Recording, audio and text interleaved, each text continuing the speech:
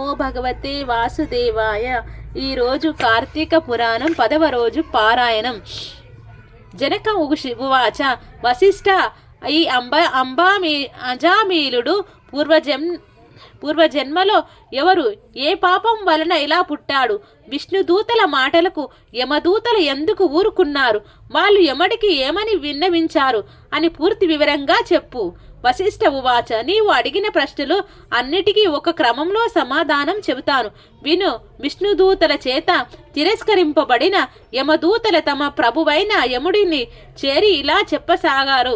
యమదూతల ఆరోపణ, యముని ఉపదేశం. అయ్యా, పాపాత్ముడు, దురాచారుడు, నిందిత కర్మలు చేసేవాడు అయిన అజామేలునికి జీవుడిని తెచ్చే సమయంలో విష్ణుదూతలు మమ్మల్ని అడ్డగించి అతనిని మా నుండి విడిపించి తమలో వైకుంఠానికి తీసుకొని వెళ్ళారు. వాళ్ళని ఎదిరించలేక మేము ఇలా ఖాళీ చేతులతో వచ్చాము అని యమకింకరుడు చెప్పింది విని రవ్వంత కోపానికి గురి అయిన యముడు జ్ఞాన దృష్టితో అంతా చూసిన తర్వాత, కింకరులారా, కించిదాపి పుణ్య విహీనోపి ఆజామేలుడు అనే పాపి అంత్యకాలంలో హరినామ స్మరణ చేయడం వలన సమస్త పాపాలను నశింపజేసుకుని విష్ణుప్రియుడై విష్ణుదూతల చేత తీసుకుని పోబడ్డాడు. తెలియక తాకిన సమస్త జాతులను అన్నం అరగిస్తారో అదేవిధంగా దుష్టాత్ములైన మహిమను తెలుసుకోలేకపోయిన ఆ శ్రీహరి యొక్క నామస్మరణం చేసినంత మాత్రం చేతనే వారి సమస్త పాపాలు దహించబడిపోతాయి. ఇక భక్తిభావంతో స్మరించిన వారు కేవలం కైవల్య పదగాములే అవుతారు అంటూ సేవకులకు ఎంతవరకు చెప్పాలో అంతవరకు మాత్రమే చెప్పి యముడు మరింత పూర్వలోచనలో పడిపోయాడు. ఆజామేలుని పూర్వజన్మ. ఆజామేలుడు అతని పూర్వజన్మలో సౌరాష్ట్ర దేశంలో శివార్చన చేసేవాడగా ఉండేవాడు. ఆ జన్మలో కూడా స్నాన సంధ్యాలు చేయకుండా దైవం పట్ల చిత్రము, దేవుడు ద్రవ్యాలను అపహరించేవాడు అయి ఉండేవాడు. బ్రాహ్మణుడు అయి ఉండి కూడా మధుపానం, దుష్టలతో స్నేహం చేస్తూ తిరిగేవాడు. అర్చకుడు అయి ఉండి కూడా వివిధ ఆభరణ భూషితుడై స్వేచ్ఛా వివహారాలు చేసేవాడు. బహుభాషియై యవ్వనంలో ఉండేవాడు. ఆ కాలంలో అదే గ్రామంలో దరిద్ర బ్రాహ్మణుడు ఉండేవాడు. అతడు దరిద్రంతో బాధపడుతూ అన్నం కోసం పట్టణాలు పల్లెలు తిరుగుతూ యాయావార వృత్తిని చేస్తూ ఉన్నాడు. ఒకానొకసారి అతనికి లభించిన వ్యవహార వస్తువులు అన్నిటినీ మోసుకొని వచ్చా భార్యను పిలిచి, చాలా ఆకలిగా ఉంది, త్వరగా వంట చేయి, ముందు కొన్ని మంచినీళ్ళు ఇవ్వు అని తాగి రవ్వంత ఉపశాంతిని పొందుతాను అన్నాడు. కానీ యవ్వనం మదంతో ఉన్న ఆ ఇల్లాలు భర్త ఎన్నిసార్లు పిలిచినా పట్టించుకోకుండా తన ప్రియుడి గురించి ఆలోచిస్తూ ఉండిపోయింది. అందుకు కోపం తెచ్చుకున్న భర్త చేతిలో అందిన కర్రతో ఆమెను కొట్టాడు. తన కామం ఆలోచనలకు అంతరాయం కలిగించాడు అనే కోపంతో అతని తన ముష్టిఘాతం ఇచ్చింది. అలిసి బడలిక ఉన్న ఆ బ్రాహ్మణుడు అందుకోసం పరితాపంలో ఆమెను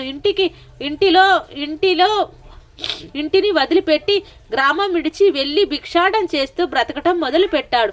మొగడు ఇల్లు వదిలి వెళ్ళిపోవడంతో మరింత తెగించిన ఆ ఇల్లాలు మొగుడు తెచ్చినవి అన్నీ సుష్టుగా తిని, మొగుడు ఇచ్చినవి అన్నీ అలంకరించుకొని, మొగుడు తెచ్చిన మంచి చీర కట్టుకొని తాంబూలం తింటూ ఒకానొక రజకుడి ఇంటికి వెళ్ళి ఆ రాత్రికి తనతో చేయవలసిందిగా కోరింది. కానీ నీతిమంతుడు అయిన ఆ రజకుడు ఆమె కోరిక తప్పుడు పనికి అంగీకరించకపోవడంతో వారిద్దరికీ వాగ్వివాదం జరిగింది. అంతటితో కోరుకున్న కోరిక నెరవేరని ఆ బ్రాహ్మణ ఇల్లాలు వీధిని పడి రసికులను వెతుక్కుంటూ పోతూ ఇంతకు ముందు చెప్పుకున్న ఈశ్వర ఆలయం అర్చకుని చూసి సురత క్రీడలకు ఆహ్వానించింది. బ్రాహ్మణుడు అయిన వీడు ఆమె వరస్త్రీ అయి కూడా ఆలోచింపకుండా అంగీకరించి ఆ రాత్రంతా ఆమెతో సుటించాడు.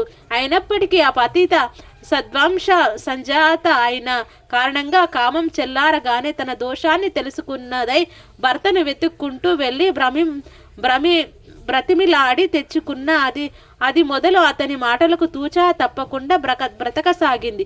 ఇటువంటి పాపాల వలన మరణం తర్వాత శివార్చకుడు రౌరవాది మహానరకాలను అనుభవించి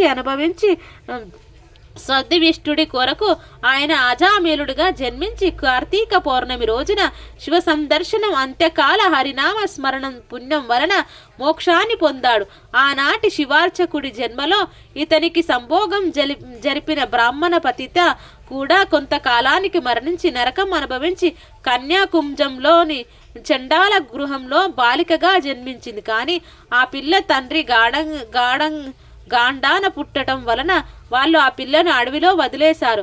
ఆ వనంలో వికసించే ఒక బ్రాహ్మణుడు ఆ బాలిక అరణ్యరోధన విని జాలిపడి తనతో తీసుకుని వెళ్ళి తన ఇంట దాసిగా పెంపకం కోసం ఉంచాడు.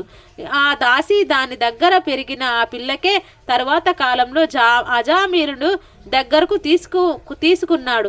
మహారాజా, నువ్వు అడిగిన అజామీరుడి పూర్వకథ ఇది. సమస్తమైన పాపాలను హరినామ స్మరణ కన్నా ప్రాయశ్చిత్తం మరొకటి లేదు. అది సాధ్యం కానప్పుడే ఇతరేతర ధర్మశాస్త్రాలు ప్రోక్త ప్రాయశ్చిత్త కర్మలు ఆచరించవలసి ఉంటుంది. జనక నరపాల ఎవరి ఏలుక హరిని కీర్తించదో, ఎవరి మనస్సు హరి చరణాలను ఆశ్రయించదో, ఎవరి చెవులు శ్రీహరి సంకీర్తనలు ఆలకించవో వాళ్ళు పాపాలు ఏ విధంగానూ కూడా నశించే అవకాశం లేదు. ఎవరైతే ఇతర చింతలు అన్నిటినీ విడిచిపెట్టి విష్ణువునే ధ్యానిస్తూ ఉంటారో వారు తప్పనిసరిగా కైవల్యాన్ని పొందుతారని అనడంలో ఏమీ సందేహం లేదు. మోక్షం ఆసక్తి కలవారు మురహరి స్మరణ ఏ విధంగా సూక్ష్మ మార్గమో అదే విధంగా కార్తీక ధర్మాచరణం అనే సూక్ష్మ మార్గం కూడా మహోత్కృష్ట పుణ్యప్రదాయని అయి పాతకాలమున పాలద్రోలుతుంది. పాపాలను నశింపజేసే శక్తి ఈ కార్తీక వ్రత ఆచరణకు మాత్రమే ఉండటం వలన ఎవరైతే ఈ దివ్య వ్రతాన్ని ఆచరించారో వాళ్ళు నరకప్రాప్తులు అవుతారు అని తెలుసుకో. పాపనాశిని అయిన ఈ కార్తీక మహత్యాన్ని శ్రద్ధాభక్తులతో వినినప్పటికీ కూడా వారు మోక్షానికి అర్హులై అవుతున్నారు. ఆసక్తులైన వారికి పావన హృదయంతో ఈ మహత్యాన్ని వినిపించేవాడు వైకుంఠగతుడై విష్ణువుతో కలిసి సుఖించుతాడు. 10వ అధ్యాయం సంపూర్ణం. ఓం శాంతి శాంతి శాంతి.